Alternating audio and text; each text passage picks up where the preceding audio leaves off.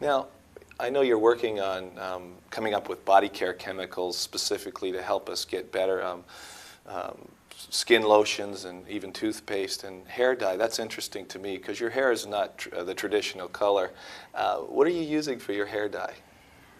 I'm doing experiments on hair dyes, and that's why you see it purple on one day, slate on another day, more blue on another day, and maybe more red on another day. I'm trying to develop safe hair dyes because I consider it such a tragedy that all the hair dyes on the market have azo dyes in them. Perhaps even legitimately, because it isn't controlled by the FDA.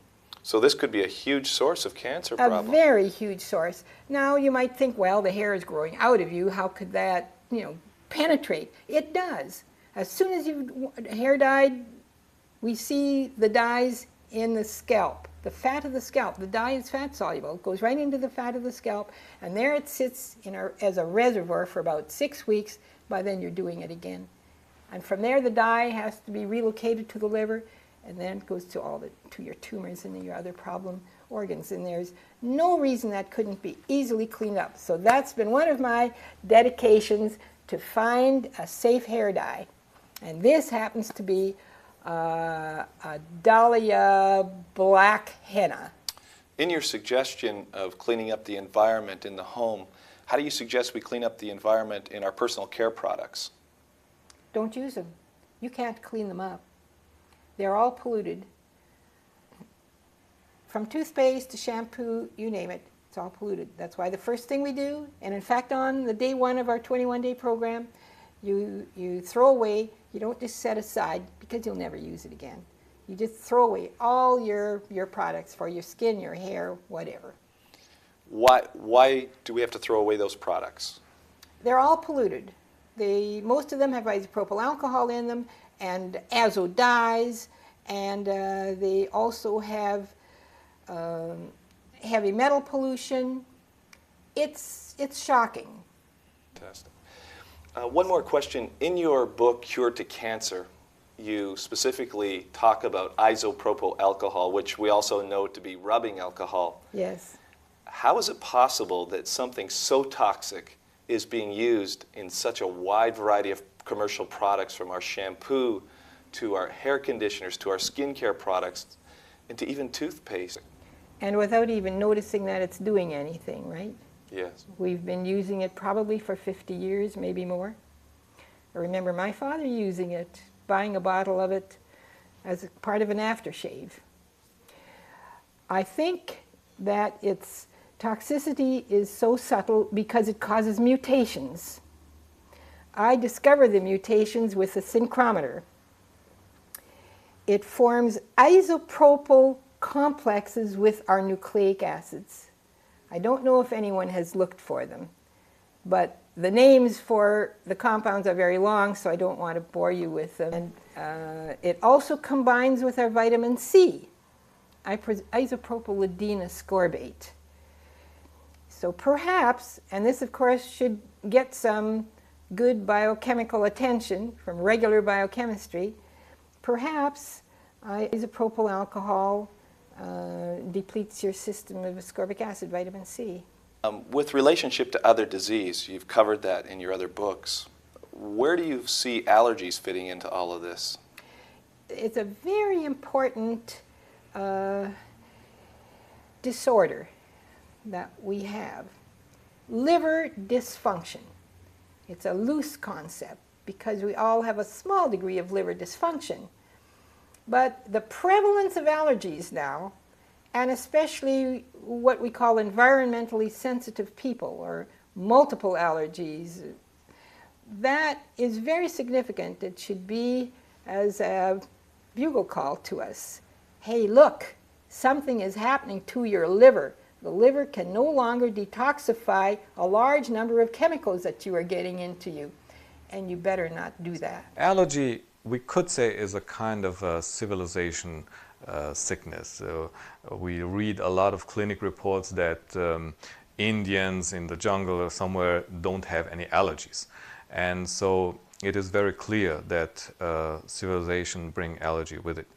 And the experience we have is that people start allergies with one or two allergies, and sometimes it's not that harmful.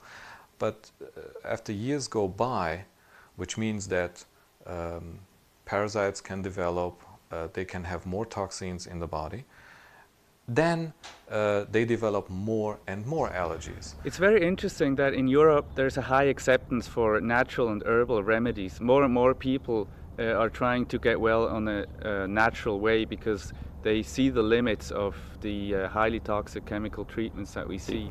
What other diseases are you seeing cured? We see very fast cures in diabetes. We see people get negative with HIV. And basically on very simple things, I had a wart myself behind the ear, I zapped and it fell off. You have an interesting treatment that you suggest in your book called the liver flush. And what is the relationship with the liver flush and what we're talking about here for purging the body of bacteria? It does purge the body of bacteria very nicely. I don't incorporate it in the 21-day program because the patients are too sick to be going through a liver flush. They can do that after they get a little better. But in the book Cure for Cancers, which is for earlier cancer stages, and the other books where people are just ill of other diseases, cleaning the liver is probably the most effective thing they can do to get immediate relief of many pains and many problems, say a digestion problem. Pain in the shoulder is very, very typically improved the very next day. Did you invent this liver flush? No, I didn't. I only experimented with it repeatedly to develop something that was reliable so that if anybody did it, say 100 people, at least 99 of them would get stones out. Now you say stones. I mean pebbles like we see on the beach? Sometimes they're pebbles like you see on the beach, small, gray, very hard rocks. But most of the time they're larger, green-colored, roundish objects, the size of a bean or a pea or a lima bean, and sometimes much, much larger. Could we see these with an ultrasound or an MRI or an X-ray? No, you can't because they don't have that much density difference from your tissue. To be able to see something, say on X-ray, it would have to be calcified, and on an ultrasound it would or a scan, it would have to have quite a density difference, and it doesn't. It's really just made of cholesterol crystals, garbage, and mush.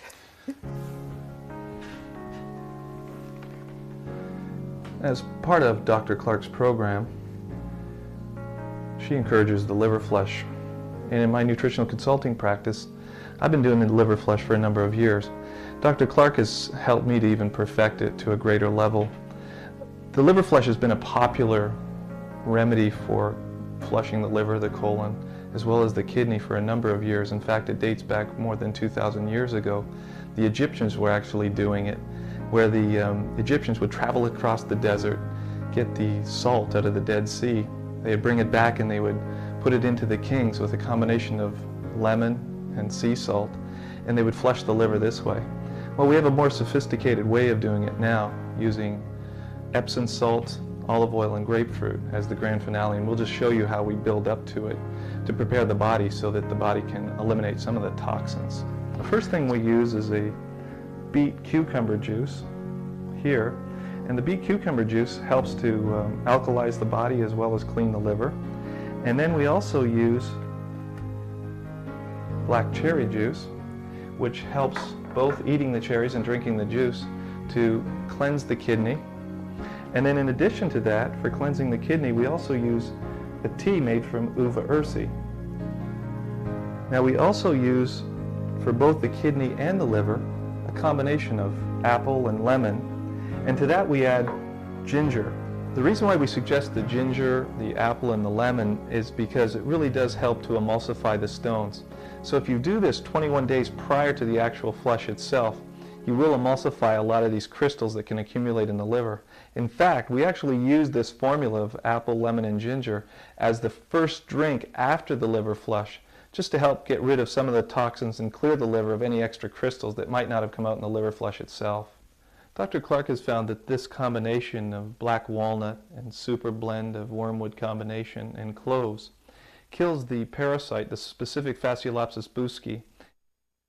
And the best method for cleaning out the liver is to go in and use these products first for the first 3 weeks, and then on the day of the flush you stop using all of these products, and then you just go straight to the vegetable juices. And by the way, on that day, stay completely vegetarian and stay off of all the fats that particular day as well. So you'll build up the bile pressure in the liver and you'll get a more effective flush.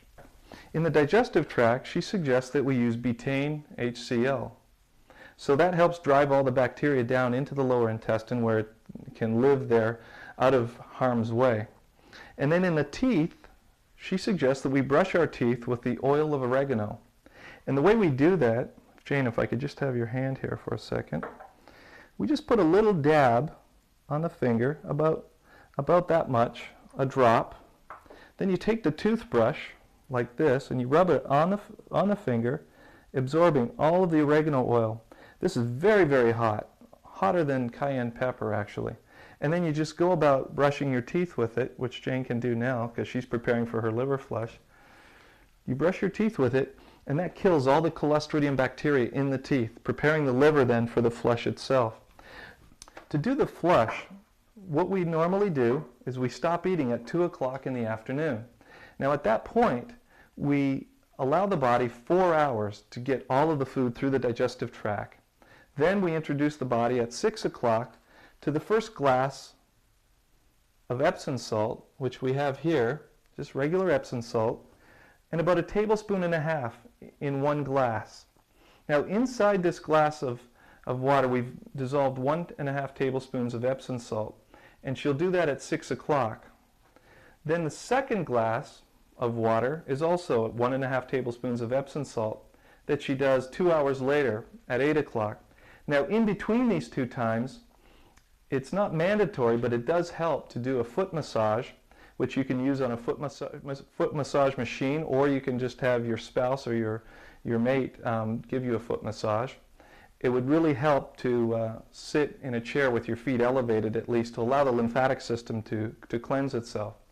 Now at the same time, I suggest you prepare 2 other glasses of 8 ounces of water each with 1.5 tablespoons of Epsom salt in both that you'll lay by the bedside, and one will be drank at 6 a.m. in the morning and the other one will be drank at 8 o'clock in the morning when you'll get out of bed. So the first Epsom salt Jane does at 6 o'clock, the second Epsom salt she does at 8 o'clock, and then 2 are prepared for 6 a.m. in the morning and 8 a.m. respectively. So once she wakes up in the morning, the Epsom salt's going to help encourage the bowel to eliminate. The reason why Dr. Clark has picked Epsom salts, of course, is because the magnesium sulfate helps relax the liver and the bowel so that the stones can roll out easier. Her body's now prepared to take the liver flush itself, which is a combination of olive oil and freshly squeezed grapefruit juice, and we just use a regular citrus juicer for this. And usually you get about between 2 and 3 grapefruit should give you about 8 ounces of grapefruit juice, and that's all you need to do this. The grapefruit juice, of course, that we get is pink, and we filter it to make sure that there's no pulp.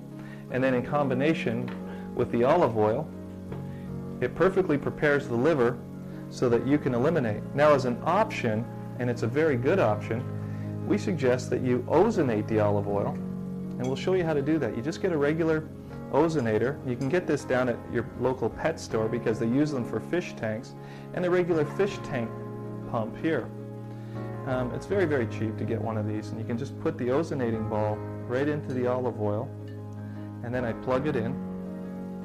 I don't suggest that you actually plug it in until you're ready to go because the ozone can be toxic in your environment. So now the ozone is going into the olive oil, and it creates a very, very toxic formula for microorganisms, but it's not harmful to human health. So when we mix this together in combination with the grapefruit juice, this will force all of the bile salts and all of the chemical that's accumulated in the liver completely out in the morning. And we suggest that you ozonate for approximately 10 minutes. That'll be enough to saturate it. As another option in helping to kill the microorganisms, Dr. Clark has created a product she calls the Synchro Zap, or a zapper, and it works by sending an electrical frequency into the body. And it's only run off of a 9-volt battery, which you can see in the back here. And it's harmless to the body. And all you do is I'll have Jane hold this one. You just wet it down. You put it on the little electrode here.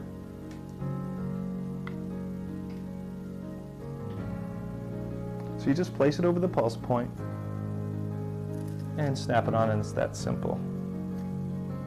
And the little electrode just snaps on and off on this snap. And then we do the other one the exact same way.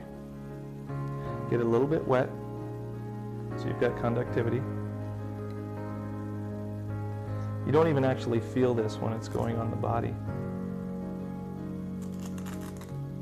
Place it over the pulse point.